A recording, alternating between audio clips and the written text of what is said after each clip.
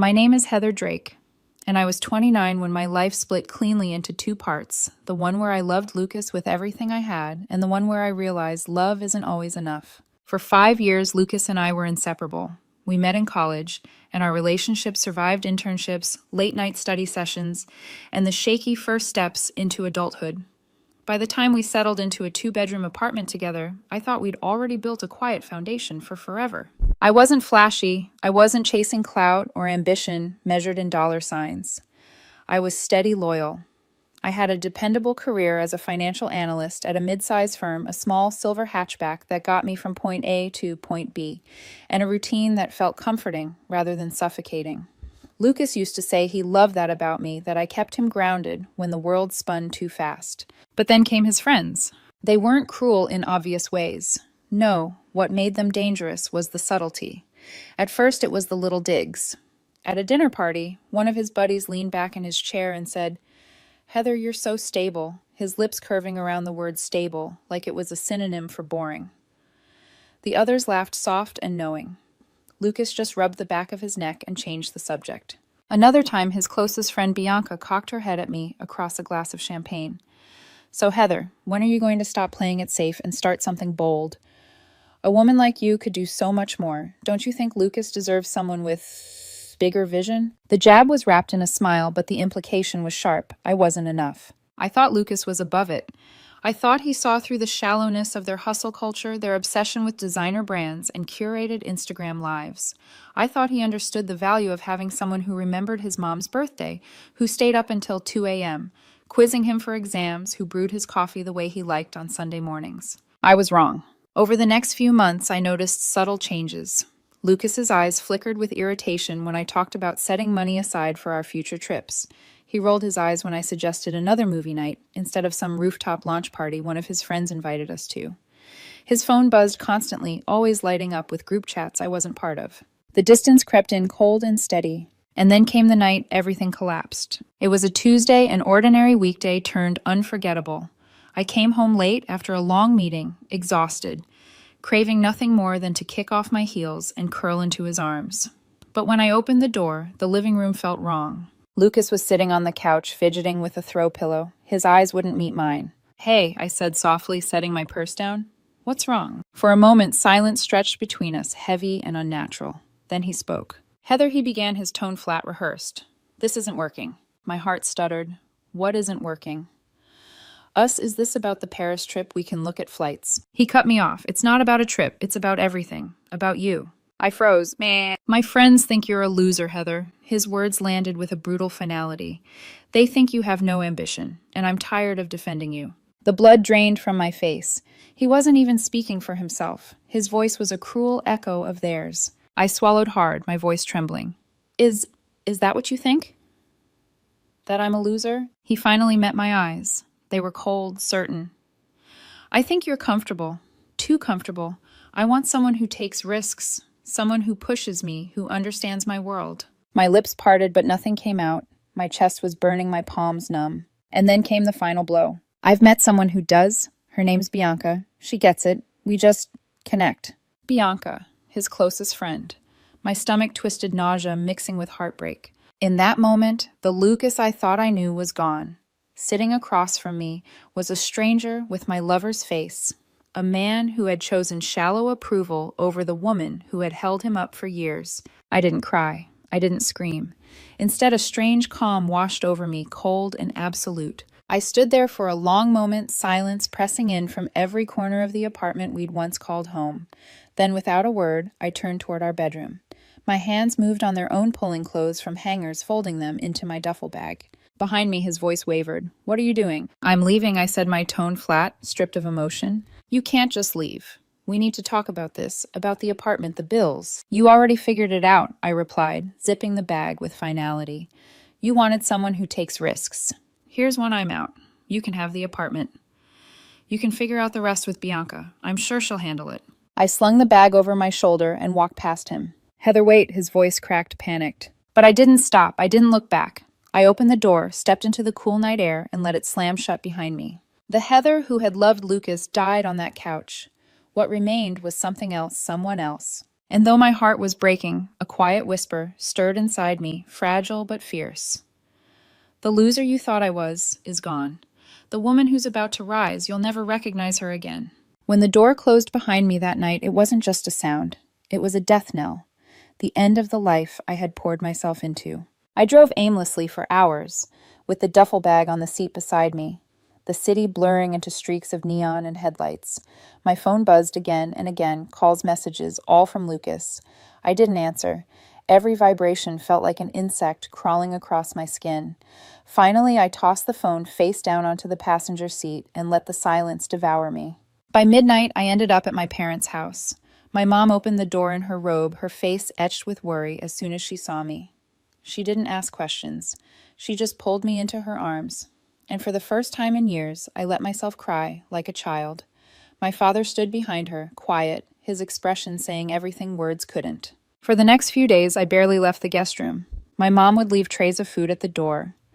Soup, tea, little sandwiches cut the way I liked when I was 10. Sometimes I ate, sometimes I didn't. My father would knock once in a while, then slide a note under the door. "We're here when you're ready." That was all. I didn't tell them the full story. I couldn't bear to say it aloud. My boyfriend cheated on me with his glamorous best friend, and when he ended things, he called me a loser. It sounded like a cruel line from a bad movie. I simply said we'd broken up. They nodded and respected my silence. But silence can be as heavy as grief. Everywhere I turned, ghosts of the life I'd lost haunted me. Lucas's toothbrush still in my overnight bag, his old hoodie that smelled faintly of cedar cologne, the playlist we made together looping endlessly in my head until I couldn't stand music at all. For a week, I drowned in it. And then one morning, I woke to the soft chime of an email notification. Bleary-eyed, I almost ignored it, but something tugged at me. It was from a tech company in another city, a job offer I had once declined months earlier. They'd been impressed with my profile and wanted me to reconsider. Back then, I had turned it down because Lucas didn't want to move. Too far, he'd said. Too risky. And I'd listened. Always listened. But now, there was nothing left to hold me back. My fingers hovered over the keyboard as my chest pounded. It felt reckless, terrifying. But for the first time in years, I wasn't deciding based on someone else's comfort. I hit reply. Yes, I accept. Just like that, my future shifted. The move was chaotic. I sold my car for quick cash, stuffed my belongings into boxes, and rented a small one-bedroom in a city where I knew no one. The apartment wasn't much bare white walls, a kitchen sink that dripped, but it had a balcony overlooking the skyline.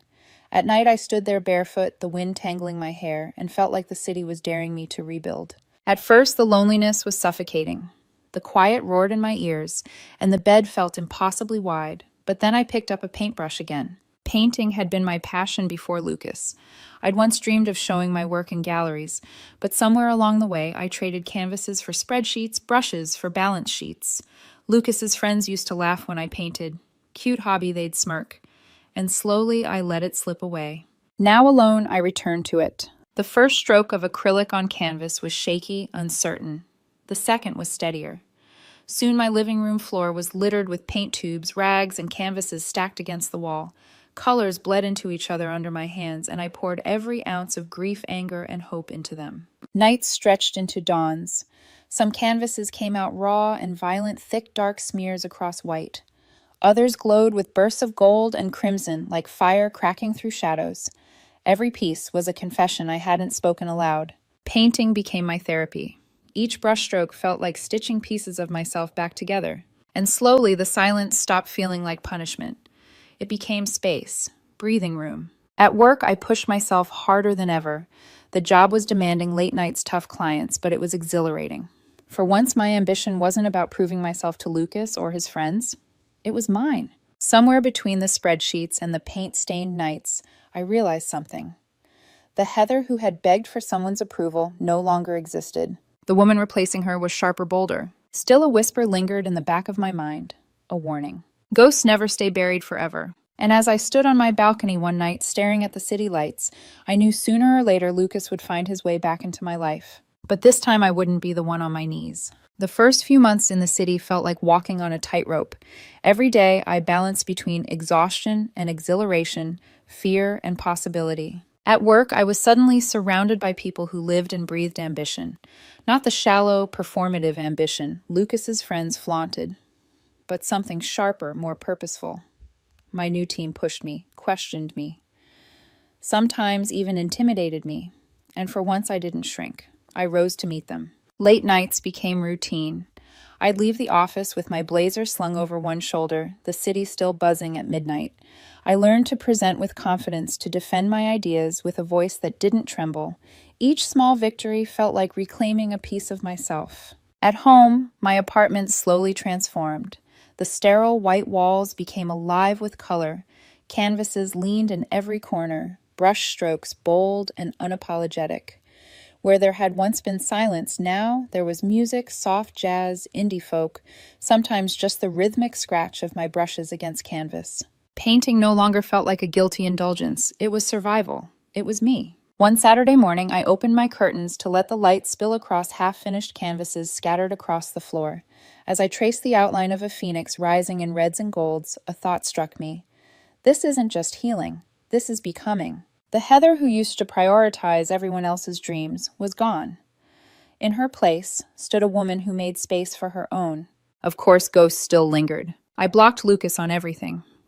But sometimes when I walked past a couple holding hands on the street, my chest would ache with memory. When I saw a photo of Paris on a travel blog, I felt that old sting. Why couldn't we have been enough? But the difference now was that the ache didn't consume me. It reminded me of who I used to be and why I could never go back. I cut ties with every mutual friend, deleted old photos, threw away his shirts that I'd once slept in when I missed him. I wasn't doing it out of anger. I was protecting my peace. A year slipped by, not in a blur, but in a steady, deliberate rhythm. Seasons shifted the first winter in my new city. I learned how the streets sparkled with Christmas lights, how the snow muffled the noise into a kind of peaceful hush. By spring, I was painting outside on my balcony, the air warm on my skin, the skyline glowing with sunset. At work, my name started to matter. I wasn't the quiet new analyst anymore. I was the one people turned to for answers. My manager pulled me aside after a particularly brutal meeting and said, "Heather, you don't just hold your own, you command the room." It was the kind of validation I used to crave from Lucas, but now it came from within too. My personal life, though, was quieter. I didn't rush into dating. I wasn't ready to hand my heart to someone else, not yet. Instead, I took myself out to dinner, explored museums alone, learned how to enjoy solitude without it feeling like punishment. And then one evening at a local gallery event, something unexpected happened. I'd submitted a piece hesitant, almost embarrassed, after a colleague encouraged me. It was one of my Phoenix paintings, vibrant and chaotic, a reflection of my rebirth. I didn't think anyone would notice. But when I walked into the gallery, people were gathered in front of it, discussing it, pointing at it. A curator scribbled notes on a clipboard. For the first time, I realized my art wasn't just for me anymore. It was speaking to others. The thought terrified me, but it also lit a spark deep in my chest. That night, lying awake in bed, I let myself remember the past, not with pain, but with clarity. If Lucas hadn't broken me down, I wouldn't have rebuilt myself into this. If his words hadn't cut me, I never would have painted fire into a canvas. If he hadn't chosen Bianca, I never would have chosen me. For the first time in a long time, I felt not just whole, but proud. And yet, as I drifted into sleep, one truth tugged at me like a shadow at the edge of my vision. Ghosts don't stay buried forever. And Lucas was a ghost I knew I hadn't seen the last of. It happened on an ordinary Thursday night. I was sitting cross-legged on the floor of my apartment, paint smudges across my hands, a half-finished canvas propped against the wall. The city outside pulsed with neon, but inside, the only sound was the hum of my desk lamp. I was lost in the rhythm of color when my phone buzzed with a notification. For a moment, I froze. Hardly anyone outside of work messaged me anymore. My circle was small by design. Colleagues, a few art friends, my parents. The name on the screen startled me. Mark. He'd been one of Lucas's oldest friends. Out of all of them, Mark was the least toxic, the one who sometimes threw me a sympathetic look when the others' jabs got too sharp. Still, we hadn't spoken since I disappeared. Curiosity prickled. Against my better judgment, I opened the message. "Hey, Heather. Sorry for the random text. Hope you're doing okay. I just thought you should know. About Lucas."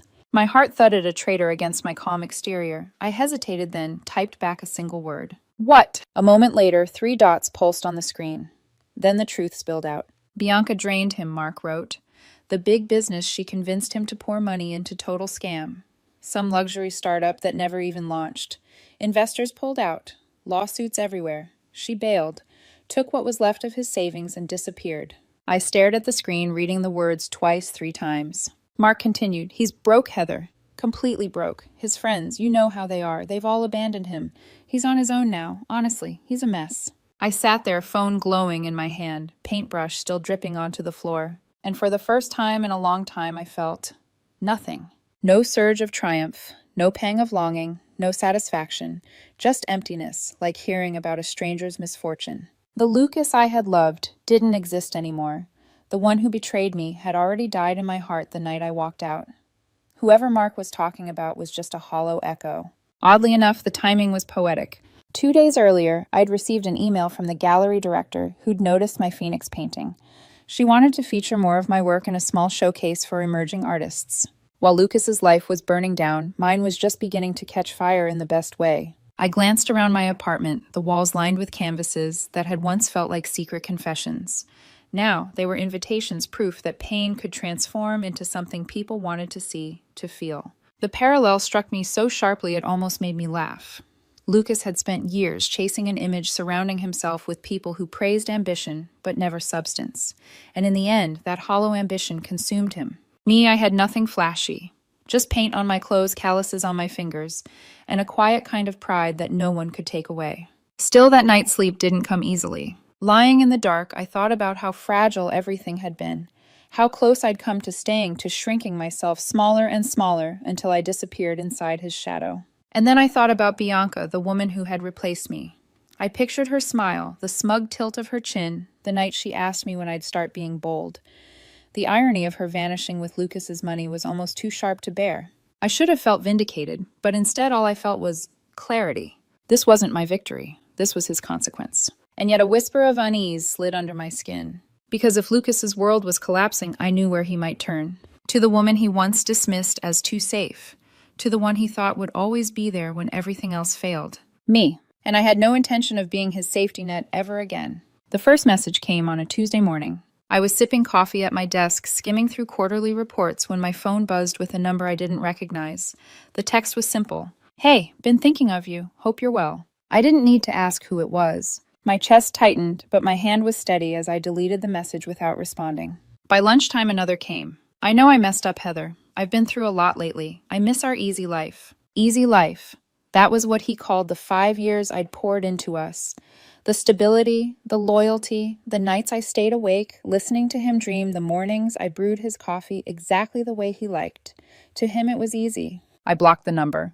2 weeks later, a new number lit up my phone. This time, it wasn't a text. It was a call. I almost let it ring out, but some instinct made me swipe to answer.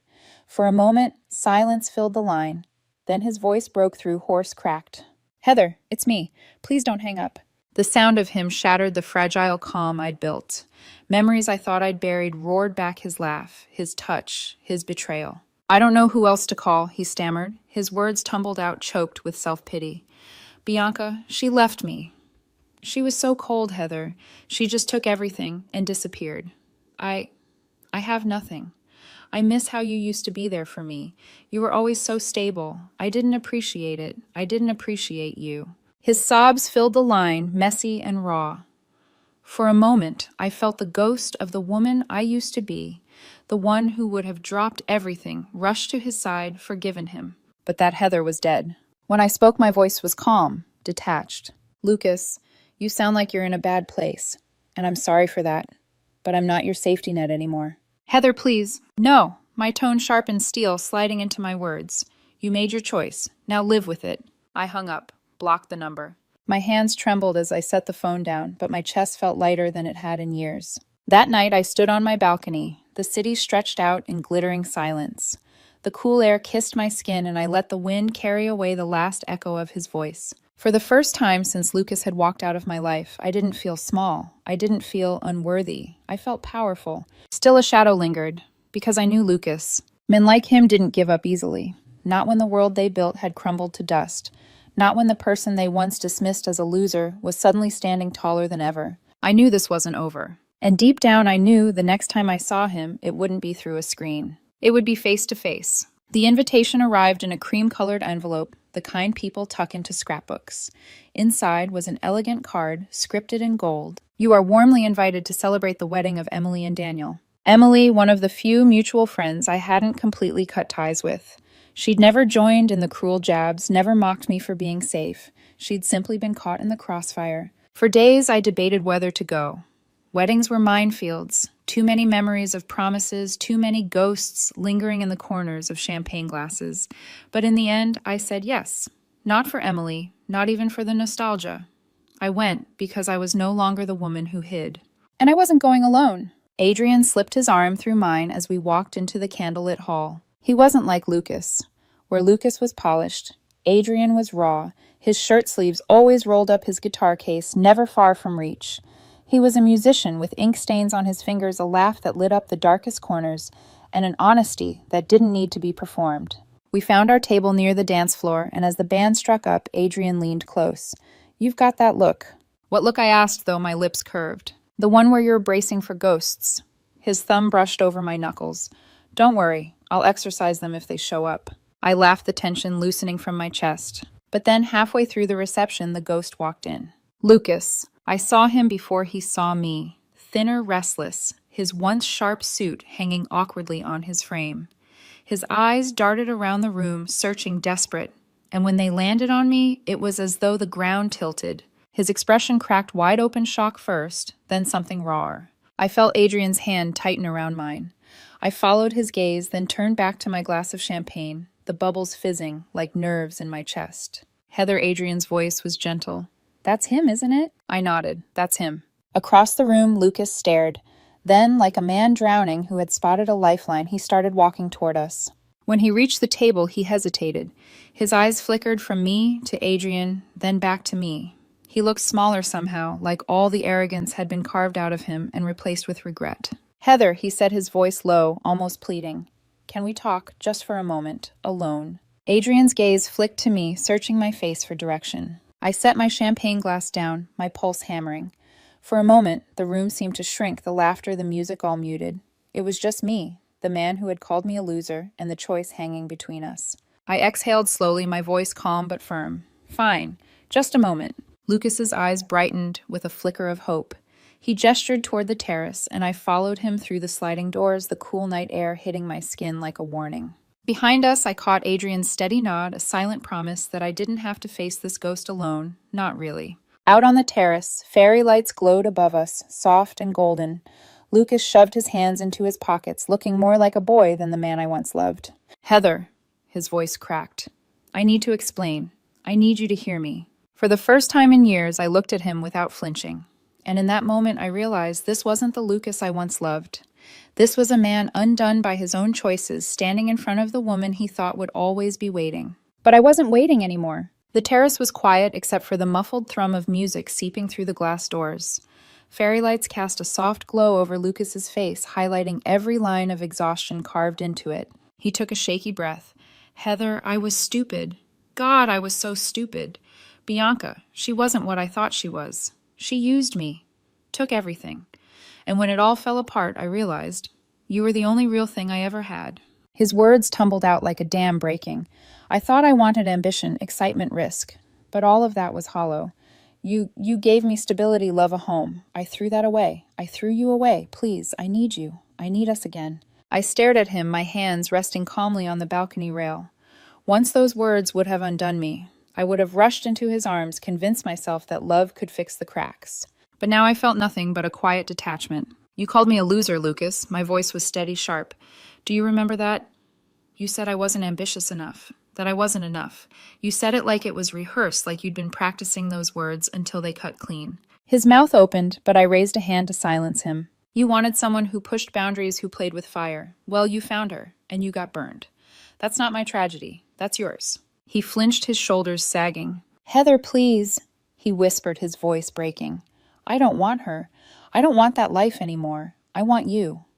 I see it now. You were everything I needed. You're the only person who ever believed in me." I let his desperation hang in the air before answering. "You're wrong," I said softly. "I did believe in you once.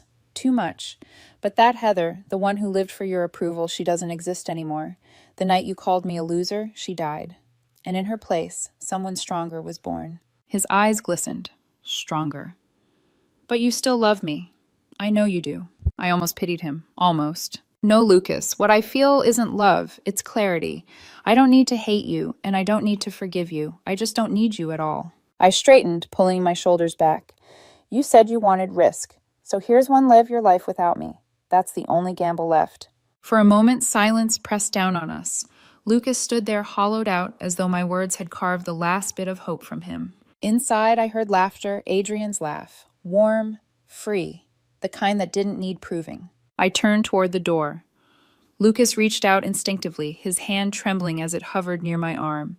But he didn't touch me. He couldn't. Because he no longer had that right. I looked back just once, not with anger, not with longing, just with finality. "You lost me, Lucas, and in losing me, I finally found myself." And with that, I walked inside. Adrian was waiting by the table, his eyes soft but steady.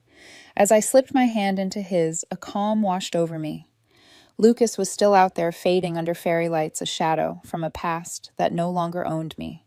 The loser he thought I was, she was gone. And I was never going back. The wedding blurred into music and laughter, but for me, the night ended on the terrace.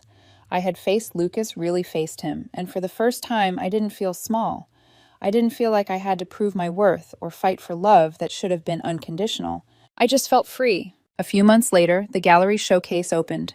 I stood in the middle of the room, surrounded by white walls and the bold colors of my own work. Strangers strolled by, pausing to tilt their heads, to whisper about the way my brushstrokes seemed alive. One painting drew the most attention, a phoenix. Its wings stretched wide flames, licking at the edges, as if it had just risen from ash. Beneath it, in simple lettering, the title read, "The Loser." People asked me what it meant. I only smiled. Because I knew the truth, Lucas's words meant to wound me had become my rebirth. Adrian appeared at my side, his hand brushing mine. He looked at the phoenix, then at me. "It's not a loser," he said softly. "It's a victory." I smiled, warmth flooding my chest. Exactly. In that moment, I realized my revenge hadn't been cruel words or public humiliation. It hadn't been about proving him wrong in some dramatic confrontation. My revenge was my peace, my joy, the life I had built without him. Lucas hadn't been at the gallery, of course, but I heard through whispers he was still drifting, still searching for a place to land, still haunted by the choices he couldn't take back. And maybe one day he'd see my name in a magazine or walk past one of my pieces in a gallery window. Maybe he'd remember the woman he'd once dismissed. Maybe regret would claw at him again. But by then it wouldn't matter. Because I wasn't looking back anymore. That night, as the showcase wound down, I stepped outside into the cool air, Adrian's arm warm around my waist.